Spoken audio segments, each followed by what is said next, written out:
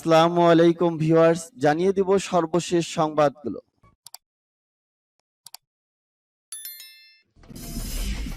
সংবাদের শুরুতেই জানিয়ে দিব সংবাদ শিরোনাম।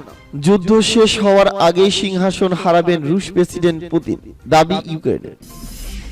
ইরানের হামলা ঠেকাতে আমিরাতে ইসরায়েলি ক্ষেপণাস্ত্র মোতায়েন। অস্ত্র দিতে কেন দেরি হলো, জানতে চায় ইউক্রেন। রাশিয়ার প্রতি সিদ্ধান্ত প্রত্যাহারের আহ্বান ইউরোপীয় ইউনিয়নের। এবং জানিয়ে দেব সর্বশেষ শিরোনাম। পারস্য উপসাগরে শত্রুদের গলা চেপে ধরা হবে, বললেন আইআরজিসির নৌ কমান্ডার। এতক্ষণ শুনছিলেন সংবাদ শিরোনাম, এখন শুনবেন সংবাদের বিস্তারিত। তো বন্ধুদের কাছে রিকোয়েস্ট রইল, এই ভিডিওতে একটা লাইক দিবেন, আর ভালো লাগলে অবশ্যই বন্ধুদের মাঝে শেয়ার করে দিবেন। যুদ্ধ শেষ হওয়ার আগেই সিংহাসন হারাবেন রুশ প্রেসিডেন্ট পুতিন, দাবি ইউক্রেনের। ব্রিটিশ সংবাদ মাধ্যমটির দাবি মোতাবেক বোদানভ বলেছেন, এটা খুব সম্ভবত ব্যাপার যে পুতিন এখনো ক্ষমতায় রয়েছে, কিন্তু রাশিয়ায় এই নিয়ে চর্চা শুরু হয়েছে যে পুতিনের উত্তরসূরি কে হতে চলেছে। রাশিয়া ইউক্রেন যুদ্ধ সাঙ্গ হওয়ার আগেই নাকি গদি খোয়াবেন ভ্লাদিমির পুতিন। ইউক্রেনের তরফে এমনই দাবি করা হয়েছে। ইউক্রেনের প্রতিরক্ষা সংক্রান্ত গোয়েন্দা বিভাগের প্রধান মেজর জেনারেল বোদানভ জানিয়েছে, পুতিনকে গদিচ্যুত করার জন্য রাশিয়ার প্রশাসনিক মহলে নাকি কথাবার্তা অনেক দূর এগিয়ে গিয়েছে। রবিবার একটি ব্রিটিশ সংবাদ মাধ্যম বোদানভকে উদ্ধৃত করে এই খবর জানায়। প্রসঙ্গত, বোদানভের এই বক্তব্য যখন প্রকাশ্যে আসছে, সে সময় যুদ্ধ বিধ্বস্ত খেরসন প্রদেশে পূর্ণ দখল করার জন্য পাল্টা আক্রমণ চালাচ্ছে ইউক্রেনের সেনা।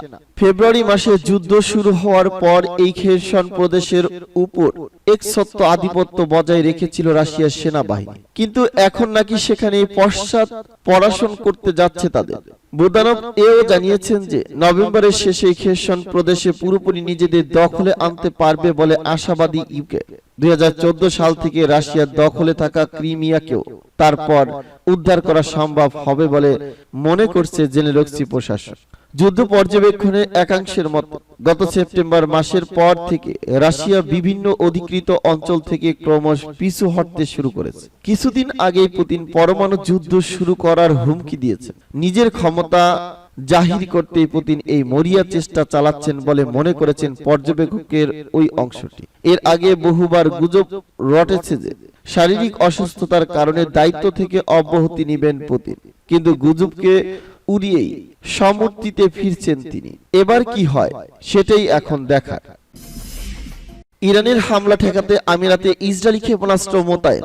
সংযুক্ত আরব আমিরাতে ইহুদিবাদী ইসরায়েলে নির্মিত বারাক ক্ষেপণাস্ত্র প্রতিরক্ষা ব্যবস্থা স্থাপন করা হয়েছে বলে স্যাটেলাইট থেকে পাওয়া ছবিতে দেখা গেছে।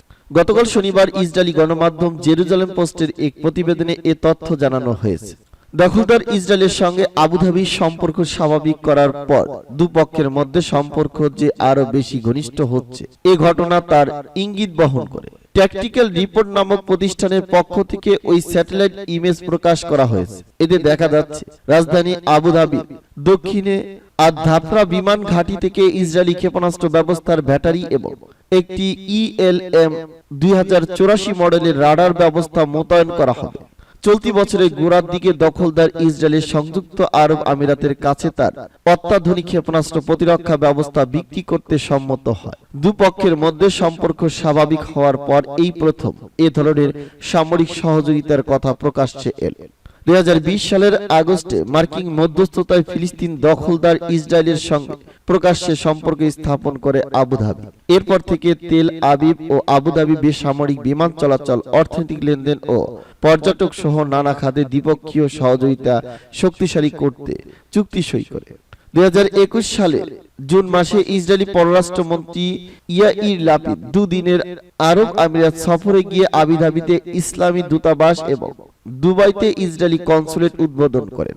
এরপর চলতি বছরের জানুয়ারি মাসে ইহুদিবাদী প্রেসিডেন্ট আইজাক হারজগ সংযুক্ত আরব আমিরাত সফর করেন। ওই সফরে আরব আমিরাতের উপর ইয়েমেনের প্রতিশোধমূলক ড্রোন হামলা থেকে বাঁচতে আবুধাবিকে নিরাপত্তা ও গোয়েন্দা সহযোগিতার প্রস্তাব দেন তেল আবিব। অস্ত্র দিতে কেন দেরি হলো, জানতে চায় ইউক্রেন। অস্ত্র দিতে বিলম্বের জন্য জার্মানির সমালোচনা করেছে ইউক্রেন। জার্মানিতে নিযুক্ত ইউক্রেনের নয়া রাষ্ট্রদূত অ্যালেক্সি মেকিয়ে বলেছে, জার্মানি অস্ত্র দেওয়ার আবেদনে সাড়া দিতে মাসের পর মাস বিলম্ব করেছে। তারা যখন সাড়া দিয়েছে তখন সত্যি দেরি হয়ে গেছে। রাশিয়ার বিশেষ সামরিক অভিযান শুরুর পর থেকেই ইউক্রেনকে যুদ্ধাস্ত্র দিয়ে সহযোগিতা করছে ইউরোপ ও আমেরিকা। তবে জার্মানি এক্ষেত্রে ধীরে চলার নীতি গ্রহণ করেছিল। রাশিয়া প্রথম থেকেই বলে আসছে ইউক্রেনকে পশ্চিমা অস্ত্র সরবরাহ করার কারণে যুদ্ধ আরো দীর্ঘ হবে এবং অপ্রত্যাশিত ফলাফল বেরিয়ে আসবে। আমেরিকা ও ইউরোপ যুদ্ধ বন্ধের জন্য কোনো চেষ্টা না চালিয়ে অর্থ ও অস্ত্র সহযোগিতা জোরদার করায় বিশ্বের শান্তিকামীরা হতাশ হয়েছে। সমর বিশারদরা বলেছেন যুদ্ধের মাধ্যমে কোনো পক্ষই লাভবান হতে পারবে না। আমেরিকা ও ইউরোপের উচিত ছিল যুদ্ধের আগুনে ঘি না ঢেলে সমঝোতা ও শান্তির চেষ্টা করা। রাশিয়ার প্রতি সিদ্ধান্ত প্রত্যাহারের আহ্বান ইউরোপীয় ইউনিয়নের। ইউক্রেনের সঙ্গে শস্য রপ্তানি চুক্তি থেকে সরে আসার সিদ্ধান্ত প্রত্যাহারের জন্য রাশিয়ার প্রতি আহ্বান জানিয়েছে ইউরোপীয় ইউনিয়ন। রবিবার ইইউ এর পররাষ্ট্রনীতি বিষয়ক প্রধান জোসেফ বরেল এই আহ্বান জানিয়েছেন। এক প্রতিবেদনে এ খবর জানিয়েছে তুরস্ক ভিত্তিক সংবাদ মাধ্যম আনাদলু এজেন্সি। এর আগে শনিবার ইউক্রেনের কৃষ্ণ সাগর উপকূলের বন্দর থেকে খাদ্যশস্য রপ্তানি চুক্তি স্থগিতের ঘোষণা দেয় রাশিয়া। কৃষ্ণ সাগরে ক্রিমিয়া অংশে রুশ নৌবহরের ড্রোন হামলার পর এই ঘোষণা দেন রুশ প্রতিরক্ষা মন্ত্রণালয়। বিশ্বের খাদ্য সরবরাহ সহজ করার উদ্দেশ্যে জাতিসংঘ ও তুরস্কের মধ্যস্থতায় প্রাথমিকভাবে 3 মাসের জন্য ওই চুক্তি স্বাক্ষর হয়েছিল। এর আওতায় নিজ দেশের কৃষ্ণ সাগর উপকূলের বন্দর দিয়ে বিশ্বের অন্যান্য অঞ্চলে খাদ্যদ্রব্য রপ্তানির সুযোগ পায় ইউক্রেন। এখন এই চুক্তি থেকে রাশিয়ার বেরিয়ে যাওয়াকে বিশ্বে খাদ্যশস্য সরবরাহের নিশ্চয়তার পথে বড় ধরনের একটি আঘাত হিসেবে দেখা হচ্ছে। টুইটারে দেওয়া পোস্টে বিষয়টি নিয়ে কথা বলেছেন ইউরোপীয় ইউনিয়নের পররাষ্ট্রনীতি বিষয়ক প্রধান জোসেফ বরেল। তিনি বলেন চুক্তিতে অংশগ্রহণ স্থগিতের রুশ সিদ্ধান্ত বিশ্বব্যাপী খাদ্য সংকট মোকাবেলায় অতি প্রয়োজনীয় খাদ্যশস্য ও সারের প্রদান রপ্তানিকে ঝুঁকির মধ্যে ফেলে দিয়েছে। রাশিয়ার দাবি ইউক্রেনীয় সেনারা ড্রোনের সহযোগিতায় ক্রিমিয়ার বৃহৎ শহর সেভাস্তোপোলে কৃষ্ণ সাগরে অবস্থিত রুশ নৌবহরে হামলা চালিয়েছে। উল্লেখ্য গত জুলাইয়ে জাতিসংঘ ও তুরস্কের মধ্যস্থতায় রাশিয়া ও ইউক্রেন কৃষ্ণ সাগর দিয়ে ইউক্রেনীয় খাদ্যশস্য রপ্তানির চুক্তি করেছিল। এর আওতায় কয়েক লাখ টন ময়দা, গম সহ বিভিন্ন পণ্য রপ্তানি হয়েছে। চুক্তির অধীনে কৃষ্ণ সাগরে দিয়ে রাশিয়াও নিজেদের খাদ্যশস্য ও সার রপ্তানির সুযোগ পেয়েছিল। পারস্য উপসাগরে শত্রুদের গলা চেপে ধরা হবে বললেন আইআরজিসি নৌ কমান্ডার। ইরানের ইসলামী বিপ্লবী গার্ড বাহিনী বা আইআরজিসি নৌ ইউনিটের কমান্ডার আলী রেজা তাকশিরি বলেছেন পারস্য উপসাগরে শত্রুদের গলা চেপে ধরা হবে। তিনি আজ রোববার নৌ ইউনিটের কমান্ডার ও কর্মকর্তাদের এক সমাবেশে কথা বলেন। আলী রেজা তাকশিরি আরো বলেছেন হরমুজ প্রণালী ও পারস্য উপসাগরে আমরা এক মুহূর্তের জন্য নিজেদের দায়িত্বের কথা ভুলে যাই না।